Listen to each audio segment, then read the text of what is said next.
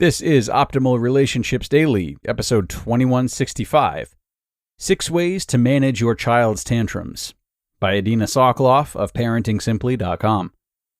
Hello, everybody, and happy Thursday. I'm so glad you're here with me today to ring in our parenting leg of the week. I'm your host and narrator, Greg Audino, and while I offer content to help with all kinds of relationships here on the show, Thursdays and Fridays are reserved for parenting material specifically.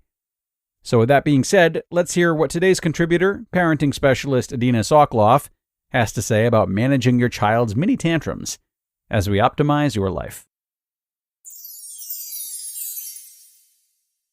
6 Ways to Manage Your Child's Tantrums, by Adina Soclof of ParentingSimply.com. Question: My 4-year-old daughter seems to fly off the handle and get angry for no reason. For example, this morning she woke up cheerfully, got dressed, brushed her teeth, and washed up without a problem. At breakfast, out of nowhere, she starts yelling at her brother to stop looking at her. My son told her she should just close her eyes and not look at him. This made her even more mad, and she sat under the table crying and whining for about 5 minutes. She then came out from under the table and ate her breakfast like nothing happened. This happens all the time. She's sweet, cuddly, and warm, and then boom, she blows up without warning, and then she is calm again. What is going on, and how can I stop her from behaving in this way? Thank you for your question. Here are some ways to help manage your child's mini tantrums. Number 1. Be a detective. Some kids are temperamentally sensitive, and we don't know what sets them off. I would still try to find a pattern for her behavior. Does she behave in this way more when waking up, when she's leaving for school, when she is rushed, during the evening, or when you are tending to other children? Finding the source can help you manage or eliminate the cause of her mini tantrums. You'll be less likely to get caught off guard and better equipped to deal with them. For example, if you know breakfast is a difficult time for her, you can have her eat before all her siblings, or move the seats around so that they are sitting far away from each other. Learning to work around her most difficult times will help relieve some of the tension you are both experiencing. Number 2, have the right parenting attitude. It is helpful to remember that it's normal for all children to whine, cry, and tantrum and get mad at their siblings. We cannot fully stop this type of behavior. Getting along with others within the family is a lifelong pursuit. Everyone, adults included, whine, cry, sulk, and behave badly. It's just a part of life. Managing our family's bad moods, including our own, is just part of the job description under the heading of mom. Don't fight it. How you react lays the groundwork for how your child will manage her moods and conflicts later on in life. In other words, focus more on how you respond to her so that you are modeling appropriate behavior instead of trying to change her behavior. Instead of saying to yourself, I gotta get her to stop acting in this way, she's always misbehaving, say, she needs help managing her rough feelings. If I can find a way to manage this annoying behavior in a kind way, she will learn to be kind to others and learn how to control herself better in the future. A wise person once said to me, you can't change people's behaviors, but you do have control over how you react to them. That's the secret to great parenting.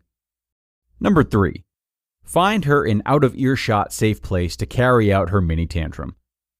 If she is driving you crazy, you are well within your rights to say, if you need to whine, cry, or complain, please find another place to do it. Or, do you want me to take you to your room to finish crying, or do you want to go yourself? Or, which private place do you want to go to finish your whining, your bedroom or the bathroom? Number 4, always empathize. When children hear empathy, it soothes them and helps them manage their difficult feelings. You can say, something is making you so sad and whiny. I wish I knew what it was. It doesn't seem like you are able to tell me right now. Or, sometimes just having someone look at you can bother you. It can make you want to sit under the table until you pull yourself together. It can make you upset even if the person looking at you might not have meant to hurt your feelings or bother you. Number 5, problem solve. When you are calm and she is calm, talk to her about her behavior. Here are some suggestions. This morning you were very upset about Johnny looking at you, and you complained and whined about it. Can you think of another way you could have reacted? Is there something that I can do next time to help you deal with a situation like that? When you feel all yucky inside, is there a way you can get all your bad feelings out without whining and complaining? Sometimes all that noise you make when you're sad or angry can hurt my ears and make me whiny. She might not answer or be able to come up with any solutions. The point of the problem solving at such a young age is to plant the seeds in her head that she is responsible for her behavior, and she can control her behavior, and you are willing to help her. Number 6, focus on her positive behavior. Remember, it's good that she does not hold a grudge or hold on to her negative behavior for a long period of time. You can praise her for this. You know what? Sometimes you get annoyed and mad. You may yell and complain, but you know ways to calm yourself down. After you calm yourself down, you are happy again. That's a very good way to be. You can also notice and praise her for the times her siblings bother her and she does not get upset. Johnny wanted the toy you were playing with. You gave it to him and found another toy to play with. That's called being kind. I hope this helped. Good luck. Adina. You just listened to the post titled 6 Ways to Manage Your Child's Tantrums by Adina Soclof of ParentingSimply.com, and I'll be back with my comments in just a sec. And many thanks to Adina for this super mindful roadmap to helping children with their tantrums.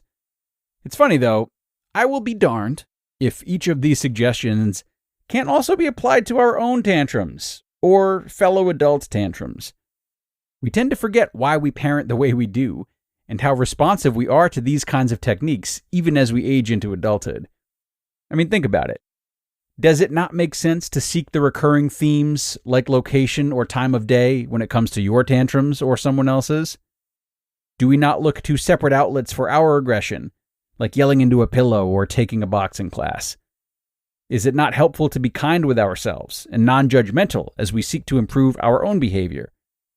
Is it not important to remember all of the things we do right so as to not shame ourselves for the things that we don't like about ourselves?